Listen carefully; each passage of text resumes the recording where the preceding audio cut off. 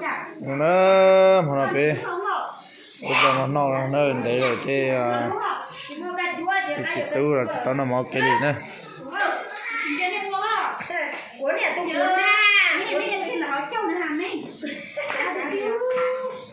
cái đó nó mới nó mò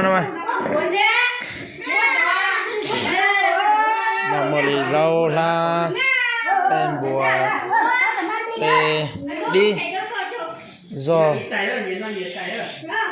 nó lì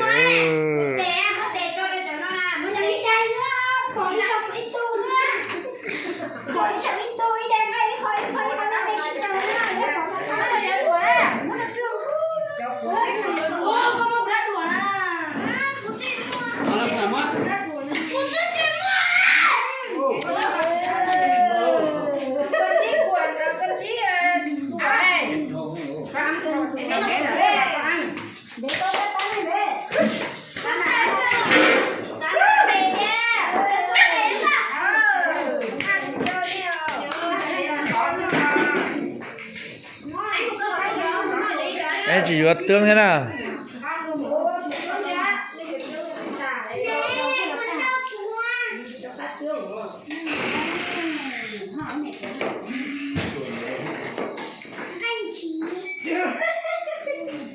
cái con non chưa rồi này nói con hả chị ai biết con mấy lúc tay lo hai đó tay to có chỉ chân chưa nào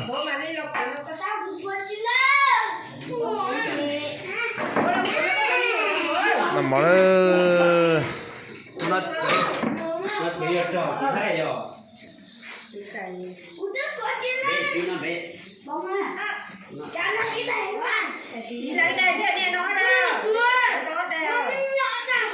ngắm một đó 10 cái đâu to kia cái nó trâu cho nó nè à 10 cái đâu thì rốt rồi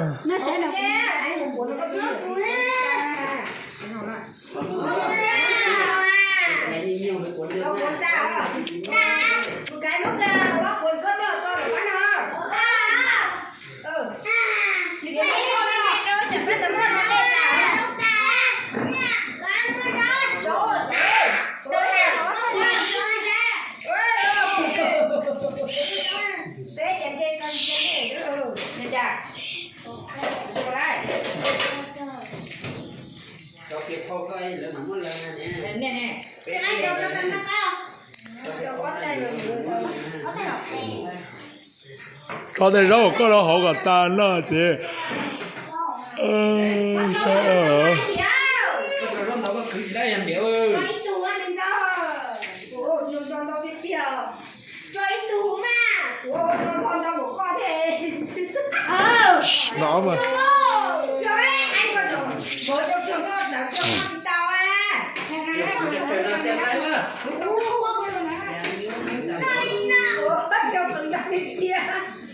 bóc khử cây giờ chơi giờ hoàn đâu nè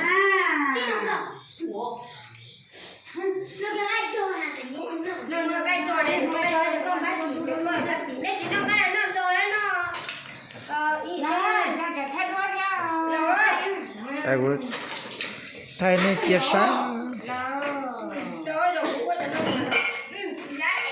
bị hơi ở thế đúng không đó nó tẩy nó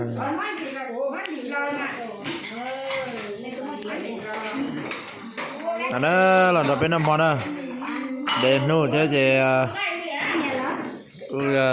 tao nó mọc cái gì thế này cái bát nhảy dầu chống là táo nhảy dầu có lợi ít còn nó thì là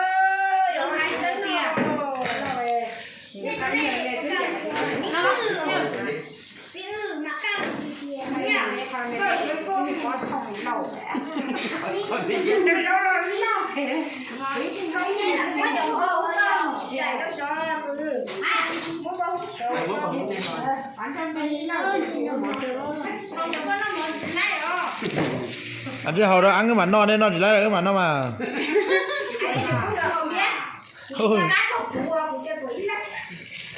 thì hồi biết thì xa xa ủa thì hồi chị kia cũng nó ha chị khéo đi ăn nó để đâu có từ có to kia đâu có đâu anh mình chỉ cho đòn đó rồi thế mà thế phỉ mà đây giờ đòn rồi kia cái này dạ Đi lại đi nữa à. có tôi chỉ tả rồi Xin giá nhà mà bán cho con xuống cho hỏi chị mà nó ít ra nữa chị. nó từ từ nhớ nó chả cả trên nó ta lơ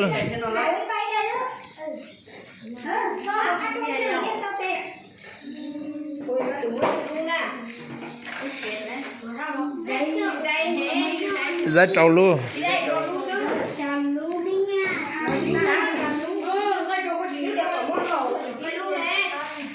muốn gì chị chơi game quá à? thì chơi ở lại luôn cho nhỏ giàu là ở lại luôn chứ mà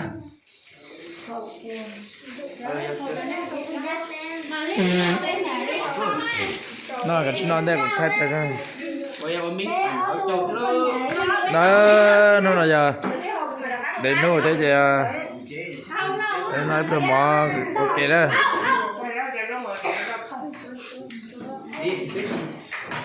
cái gì tôi tròn vậy đâu cho được gì chứ giờ cái gì cho gì cái nó thành vậy trên này Mới này đó. hãy thành gì có cá là tao hãy thành gì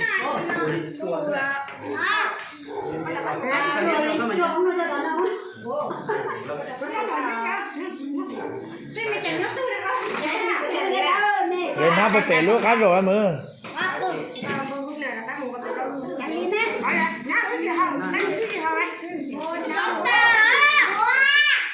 dễ lọt ha nó ok ôi giờ trên tàu tôi nhỏ này mua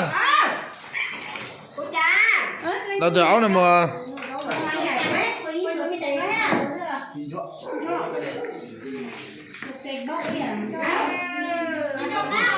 nào đây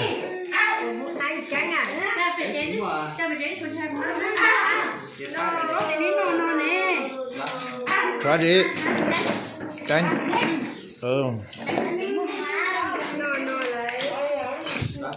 dạ nên nó nên thì con cây chứ nào cây dừa nói nên mà có cây chứ Mà cho trời nó chứ nó nó chỉ năng ngôn nó phải nhục nó nữa thế nó rồi có trăm một à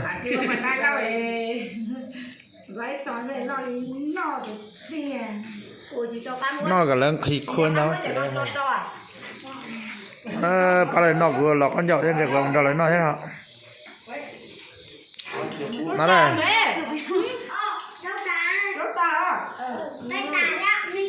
ta chứ chúa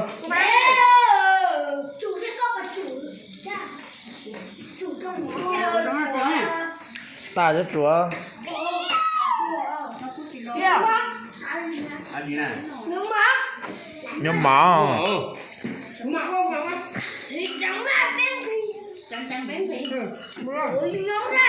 ơi nó biết cho chỉ tao hát chuyện nếu má thì chỉ cho nên nói hết tiền nhưng mà bao nhiêu rồi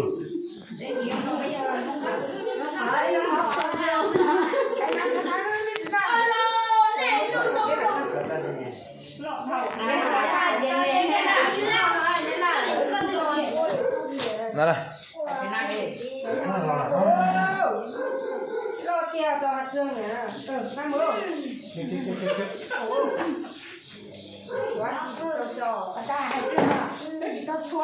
này nó lì giải cái mà nó dành đó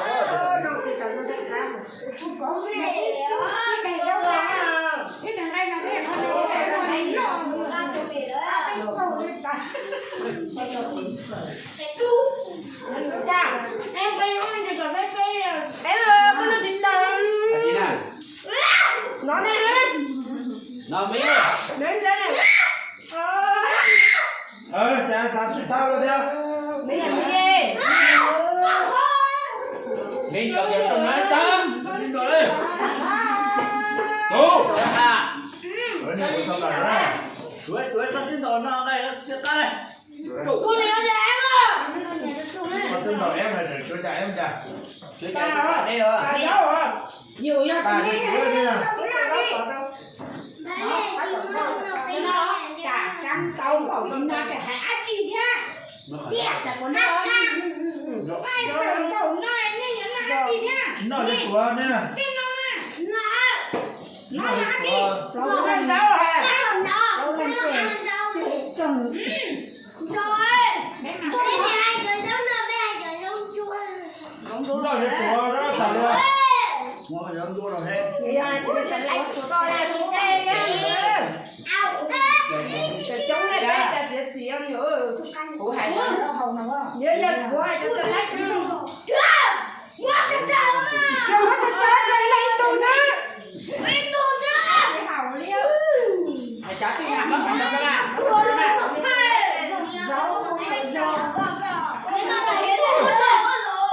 Mới phải tu rồi. Con sao mà nó ai ơi, chúng mình nó mở bên trong gì đâu à. Nó nó sao? Thì hãy cuối một có một rồi. Kênh kênh. Đây sao xí chả cái mà rồi bây giờ các nói này xí chả rồi bây chỉ qua đi rồi. Rồi bên này nè. Rồi ba tháng qua. Bên nó về một cái là tôi nhử không? Giờ cho tao mà nó. Bên nó về một cái. Bên nó về một cái đó. Nó có tiền cái đấy. Rồi có khổ Cái này nha. nha. Nói rồi. Rồi. Này. Đi ra này đấy mày nói không? Rồi. Gì lo? Rồi. Có. Sao nhỏ mà nó mới đọc nhé. Rồi xuống đâu kể luôn. Rồi. Nó cái tiền mà. Nghe được tao thì thích quá. Cái nhắc là nó có à. Nó trong đầu này nó ít có à. Có. Dễ sẵn mà. Giờ chỉ là hắn phải đưa ở bên đây. Nè năm nè. Ở đâu rồi nhưng mà chết đó. Bỏ thịt đó. Mà thịt bỏ giò ấy. Đi chơi giò ra. Rồi. Rồi để trong đầu nữa là trong đầu. Rồi nó chờ để đi. Rồi cái cái hai của có tay đâu. Có tay thì cái hài này cái kia. Nó là tay ơi. Nó mang cái tay nó sao tay. Tay cho nó nằm trên đó. Cuốn nó ăn. Ô cần gì ăn đi. Cuốn. Nó. Cuốn đi ra để cuốn từ đó con để đi. Ồ, đúng. Trời ơi, đi sao?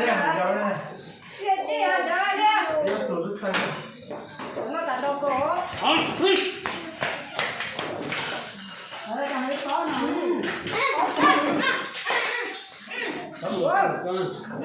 Nó mà thì rồi có Đi lên từ đẹp của nó.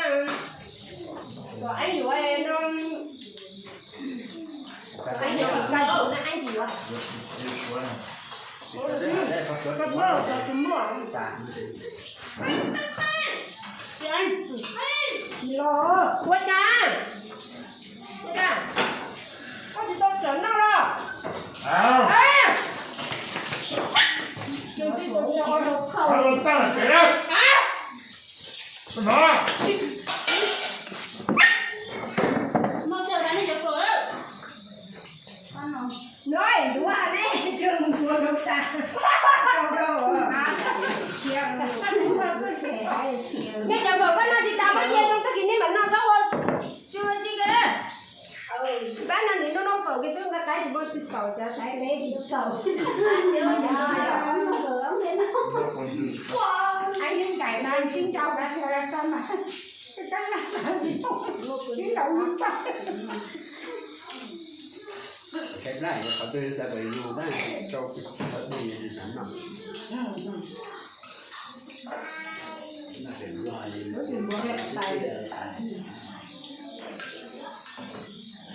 không phải canh không phải hại cái lao cái ta mình hay đã học tại cha ở trong hồ ngọt kia phải lao ra một cái nào cái ta rồi chả thì cái đây rồi thì có mù anh này là cái cha nè cho cũng là nó cha nè cô đã hát kê cái nhắn là nên mỏi cha là không phải là nên mỏi tại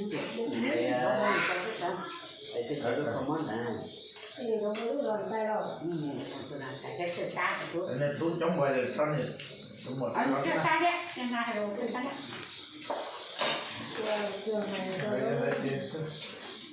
nó này thì do lại thì mua sáng đây thì ta tận luôn cứ đến đó sáng nắng rồi cái tôi nắng mà rồi để muốn lại cái lúc mà tôi nhắc con đây rồi sinh đồ nó khỏi đó Cái cái cái nó cái cánh rồi nó ổn định lắm. Rồi món này thì tôi mình thấy ăn rồi. ăn trên một chuỗi Rồi nè, món này tôi thấy đấy rồi á. ăn nha nằm một cái đấy bỏ má bỏ má Bé ơi, khi hôm nay nghe không nói mà. Trời ơi, trời ơi, trời ơi. Có được không à? Mất cái đâu? Người ta như chưa thế chặt nào? trên mặt đấy ông ở sùa ta ở đây thì nhiều các con thì khởi sao chứ Nó phía.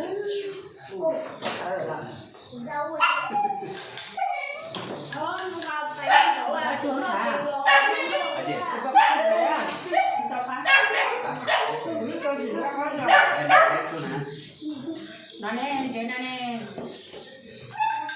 nó cho nó cái nó như này không được Rồi à. Không có làm gì không?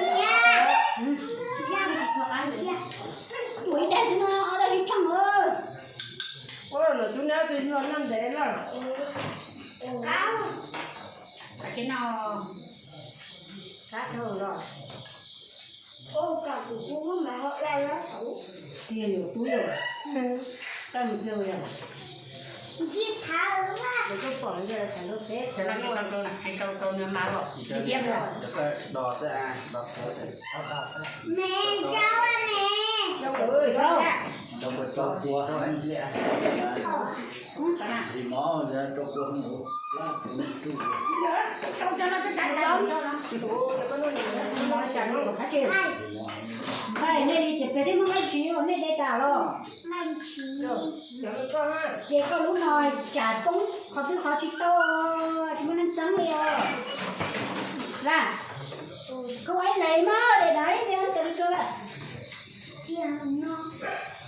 trong dùng buồn bút đây cả mà này cá nào ăn thì chưa rồi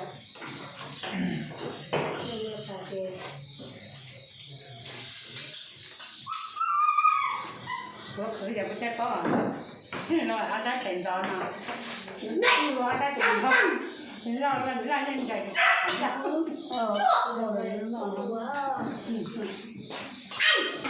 tôi thấy nó rồi nó lần nữa nó chỉ xa đấy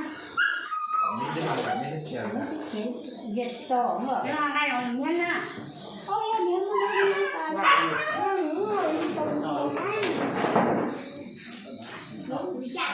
nó đi tới đâu á mình chạy người ta nó người ta phá từ năm rồi á bắt được trường để hai dạy tổ thôi cho mà cái bây giờ không luôn luôn nè không nói cái chuyện nó mà không nói tên nó đâu đâu tôi chỉ có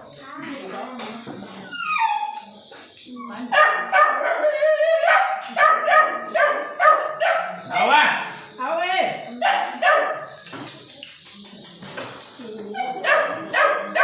ủa nó to to ấu thế không cần nữa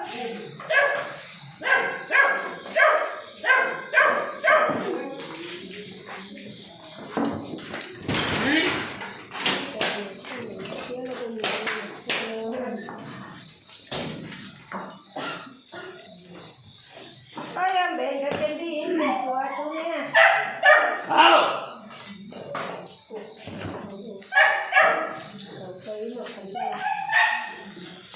nó chơi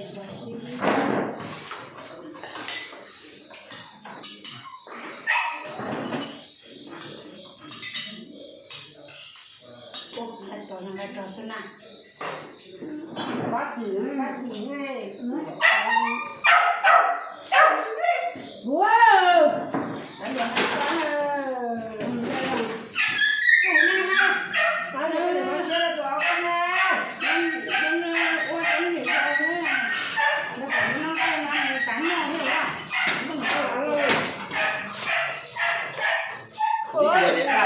không bỏ nó cho học cho cái giờ có cái gì nữa mày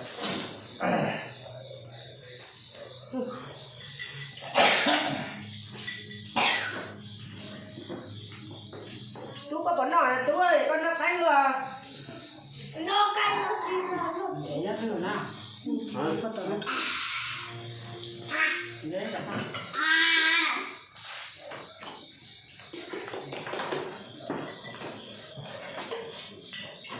nhiều giỏi cho nên chị còn ra không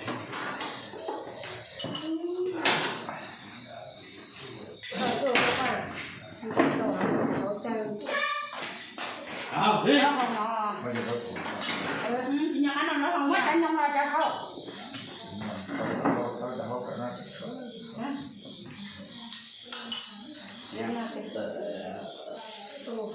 nhớ đời trò này sao à có thứ gì có trò đấy cô ấy nó đủ đó sao đó thế có tận hết trong mình nó được nó nha lấy kính nó thôi chẳng ra luôn liền Cho nó có ra nhẹ nói. không ra trâu rồi cũng chỉ nó Anh ngồi cho nó cái này, tí của này. cái này Con nó là giá là ha. con nó bé Con là cái năng nó quá. cái tấm nó để làm trò cái có gì để nó được đó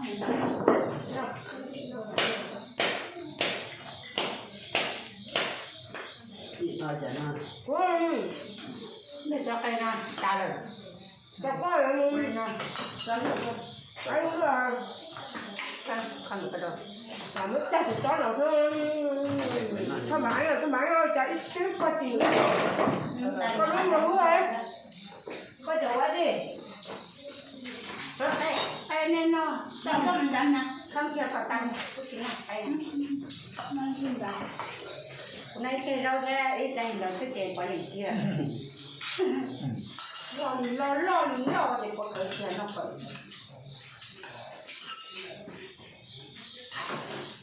rồi cái chả na nói nè rất luôn của có bên nhà mà giờ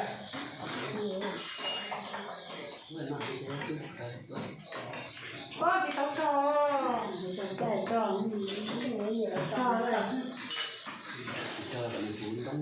cho tay được của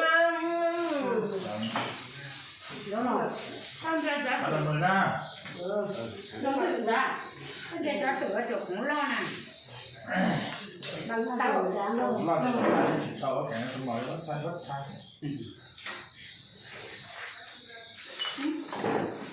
Mỏ răng này. Bắt thì tao bắt. cô cha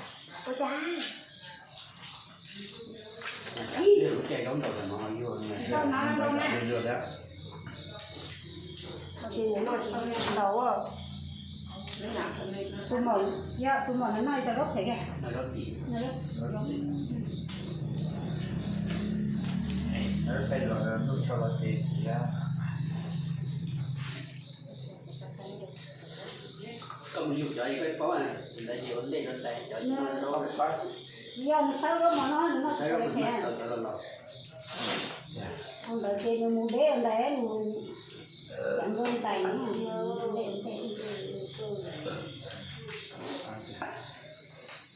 cái mình kể thêm ví dụ nhá là nó dùng để thì nó đông của lò à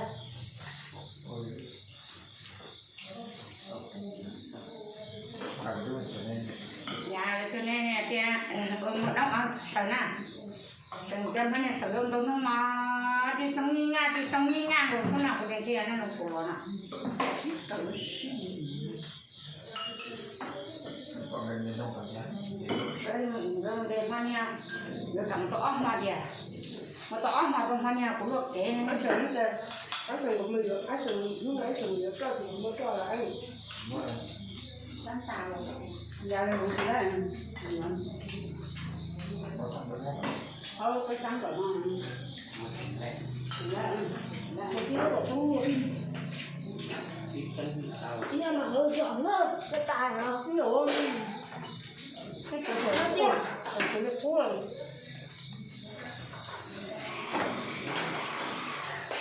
nó cái cho dọn nó cái cho mà sẽ hạt ăn như cuốn là chè Rồi cái chơi nó cũng ai được coi rồi.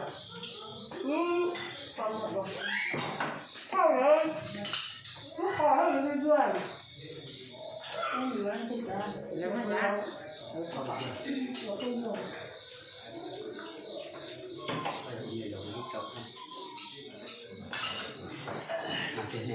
Này bật cái nào cái cải thành không?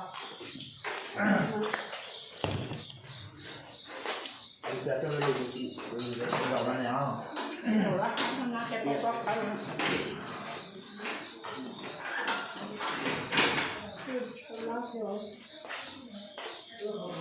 Dạ, về nó nó mà tạm. Nó to mà nhập. nó chẳng được đây. Thế là có chuyện nào? Dễ được quá, trời ơi. Tại Còn thế trời ơi. trời bao giờ vấn đề là rút cái không có lo gì nữa mà chả tao phụ chứ Dễ thì thôi là thế đấy. đó cho nên là sẽ biết mọi nó sẽ thấy tụi bọn nó ra bạc cá Rồi ơi. Tài. cho phật đâu à Nói. dạ Trời ơi. đấy rồi Cái trường. Rồi. Cái Đừng hư lá chưa? Đừng hư lá chưa? aji pong nào nè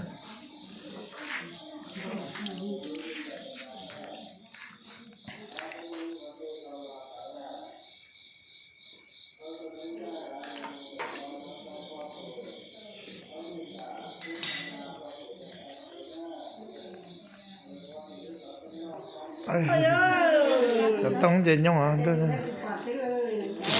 Có ăn đặng để cô sống không tiêu rồi. Bá thì to rồi chứ nữa chứ chơi dù tụi nó gì khởi tới chỉ muốn nó tiền tiền thế chị. chứ ăn không được gì vậy cho nó mà hôi.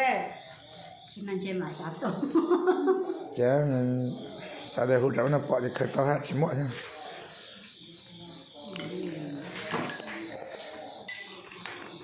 à thì chú Ăn không đặng để chơi bá thì to nghe rồi. tắc cơ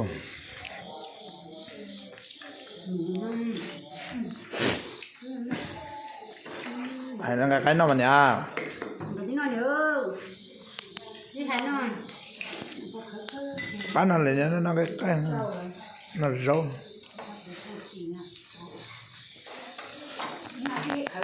cái đó cho nên nó sẽ Hột đe.